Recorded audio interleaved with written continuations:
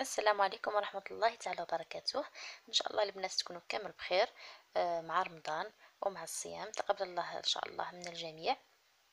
راح نشوفوا مع بعض اليوم وصفة التارتولات بالكراميل وبالفواكه الجافة المكسرات. مذاقها رائع رائع بزاف بزاف بزاف بزاف.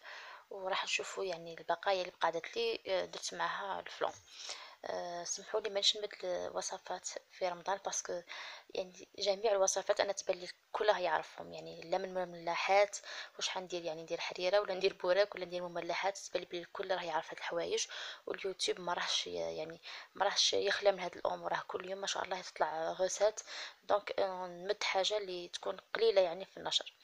آه، بالنسبه للعجين راح نبداو. هنا عندي 250 غرام تاع فرينه. حطيت المكونات كامل معايا تاع العقده وتاع العجين.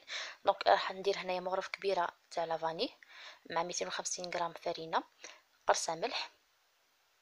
وهنا عندي سكر بني، اللي حاب دير سكر كلاص دير سكر كلاص اولا سكر عادي. انا درت هنا سكر بني باش تعطيني اللون البني تاع العجين. هنا درت 2 مغارف حتى 3 مغارف، اللي يعني تحس انها تغبنها في العجين، تبقى دوك الحبيبات في العجين.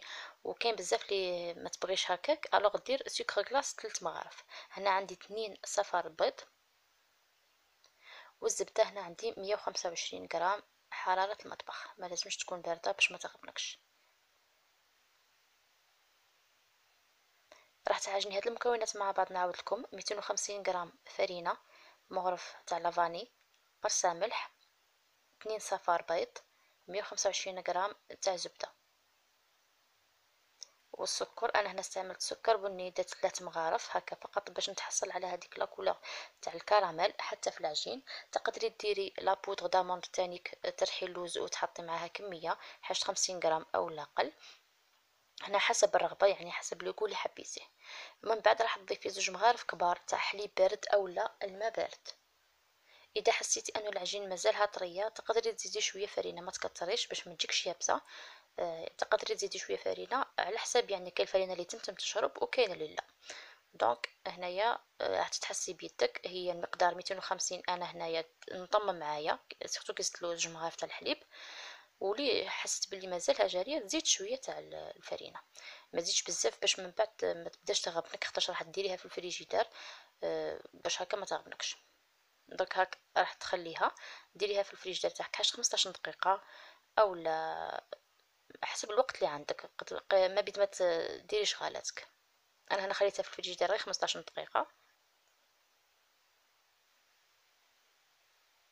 شوف هاي معجونه معنا مليح، ما حش تعجني تدلكي حتى تطلق الخيط نتاعها، لا تعجني عادي كما تعجني الصابلي. من بعد هنا بعد ما خليتها في الفريجيدار 15 دقيقه جبت هاد الليمون. وكل وحده دير المول تاعها اللي غا حبت. تقدري ديري طاحت كبيره مدوره او طويله، هنا حسب الرغبه وحسب اللي متوفر عندك.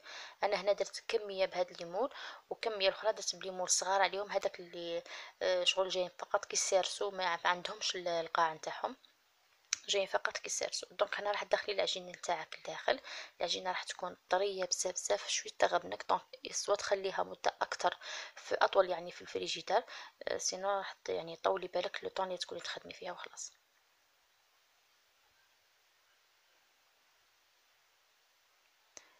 هنا ما وريتش من بعد كي كملت ليمون نورمالمون تقبيهم بالفرشيطه لداخل اولا بالكيودون، يطيبوا على درجه حراره 180 حتى 200. تحطيهم في الوسط وتبداي تعسي.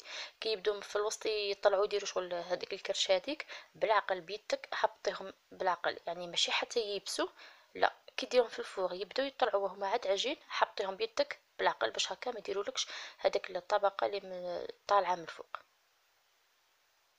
انا راح نكمل الكميه اللي عندي. درت لي هكا 12 حبه وشاط لي العجين، دسيته يعني خبيته المره الجايه نقدر ندير بهم بعد طارتولات وسيترون ولا حاجه اخرى. بالنسبه للحشو واش راح نديرو، هنا عندي كميه من المكسرات. شريت فقط 50 غرام من كل نوع، خاطرش راه كلشي غالي، دونك شريت 10,000 من كل نوع. هنا عندي 250 غرام تاع سكر حبيبات، سكر عادي. راح نقسمو على 3، ديري كميه في الكسرونه على نار هاديه وتخليه يتكرمل. هنا لو طون اللي راح ديري 200 مليلتر تاع لا كريم فريش، كريم ليكيد، ديريها تسخن شويه. الكريمه السائله تخليها تسخن شويه لو طون اللي راكي تكرملي في السكر نتاعك. فوالا لا باغ الاولى راهي تكرملت، زدت لها لا دوزيام باغ وراح نخليها وعسيها، باسكو الا تحرقت بزاف راح تعطيك هذاك الكو المر في الحشوه نتاعك. دونك انا اللي قد قابليها هذه لا كريم فريش راح نسخنها، وراح نزيد لا تروازيام باغ يعني لا باغ التاليه تاع السكر. قسمناها على 3، نعاود لكم 250 غرام نتاع سكر مع 200 مليلتر تاع كريمه سائله. هنايا راح تضيفي الكريمه السائله وهي سخونه للسكر نتاعك، وتبقاي تحركي. الا شتيه قاعد هذاك ديك الحشره هذيك تاع السكر، تقدري ديريه على نار هاديه وتحركي حتى تذوب معاك هذاك السكر نتاعك. انا هنايا درت فوق النار شويه، من بعد ما داب لي كل راح نحطه في اناء يكون شويه غامق باش تقدري ديريه بالميكسر. هنا راح تستعملي الميكسر. وعلاش اولا حقا ديري الزبده، نسيت باش نقول لكم 100 غرام تاع زبده طريه تانيك ديريها، ويكون الخليط تاعك شويه ماهو سخون ماهو دافي. دونك وتبقاي ديري بالميكسور. الميكسور هنا راح يبرد لك الخليط وراح يعقدو شويه. 100 غرام نتاع الزبده، نعاودكم 250 غرام تاع سكر حبيبات، 200 مليلتر كريمه سائله، و100 غرام نتاع زبده. المكسرات هنا عندي بندق، عندي جوز، وعندي اللوز، وعندي الكاوكاو، وعندي نوات كاجو. هادو كامل شريت فقط كميه 10,000 من كل حاجه، خاطرش راهو كلشي غالي، الاسعار جهنميه. دونك كل واحد على حسب الطاقه نتاعو. شريت 50 غرام من كل حاجه. من بعد راح نقلبو في ماعون واحد اخر باش يبرد معايا الكريمه نتاعي او الكراميل نتاعي باش تبرد. من بعد راح نبدا نضيف في المكسرات راح تحمصيها شويه، ما تخليهاش هكاك خضره، باش اللون تاعها من بعد وهو محمص يجي هايل. راح نبدا نضيف المكسرات بالعقل او بدا الخليط نتاعنا يتماسك. دونك بديت بالكاوكاو، حطيته هكاك حبيبات، حمصت كامل المكونات. وراح ندير نواه كاجو تاني حطيته هكاك حبيبات. اما البندق راح تقسميه على 2 كامل الكميه نتاعك. اللوز كيف كيف، والجوز كيف كيف. اللي ما عندهاش كامل هاد النوعيات تاع المكسرات تكتفي انها دير الكاوكاو ومعها شويه لوز، راح تبقى البنه هي.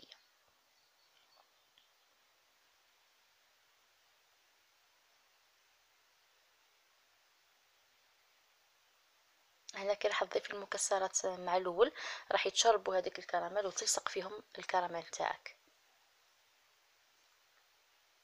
ما تخافيش ما راحش تجيك قاصحه، باسكو راكي درتي الكريمه السائله ودرتي الزبده، وما راحش تجيك جاريه راح تتماسك يعني ما شاء الله البنه نتاعها وحتى الشكل نتاعها حاجه بريزونطابل.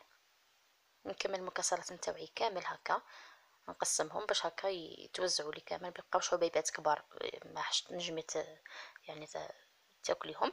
وهكا باش يعمروا لي كامل لي طارتولات نتاعي.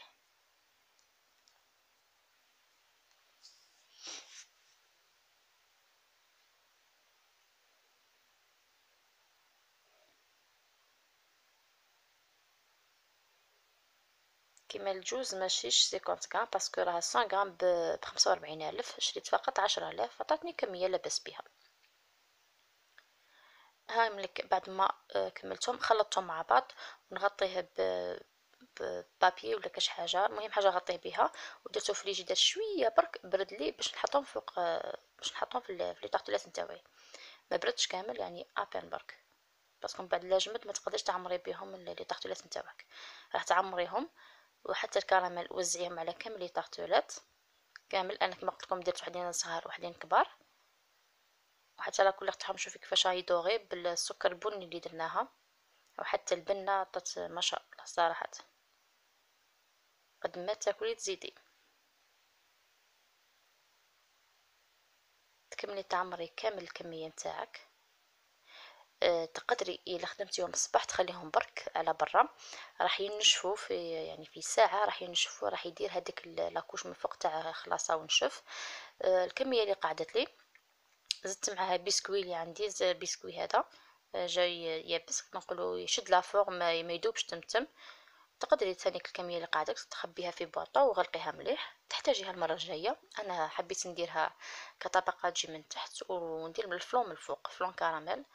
كتحليه.